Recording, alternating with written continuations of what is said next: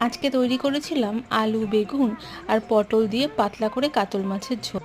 প্রথমে সমস্ত সবজিগুলো ভেজে তুলে রেখে দিয়ে কালো জিরে ফোড়ন দিয়ে তার মধ্যে টমেটো কুচি, চেরা কাঁচা লঙ্কা, ধনে গুঁড়ো 2 চামচ, জিরে গুঁড়ো দিয়েছি 1 চামচ, শুকনো লঙ্কা গুঁড়ো দিয়েছি, অল্প কাশ্মীরি লঙ্কা দিয়েছি, তার সাথে পরিমাণ মতো হলুদ আর নুন দিয়ে সামান্য জল দিয়ে বেশ খানিকক্ষণ এই গুঁড়ো মশলাগুলোই ভেজে তার মধ্যে সমস্ত সবজি দিয়ে গরম জল দিয়ে এটা তৈরি করেছি।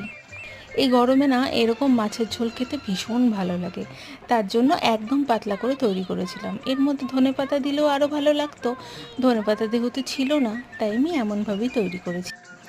আর তৈরি করেছিলাম কচু বাটা, যেটা আমার মায়ের রেসিপি। বড় একটা মিক্সিং জারের মধ্যে কচুগুলোকে ছোট করে কেটে নিয়েছিলাম, তার মধ্যে রসুন, কাঁচা লঙ্কা বেশ খানিকটা দিয়েছি, পরিমাণ মতো নুন আর টমেটো ভালো করে মিক্সিতে বেটে নিয়ে সর্ষের তেলের মধ্যে ভেজে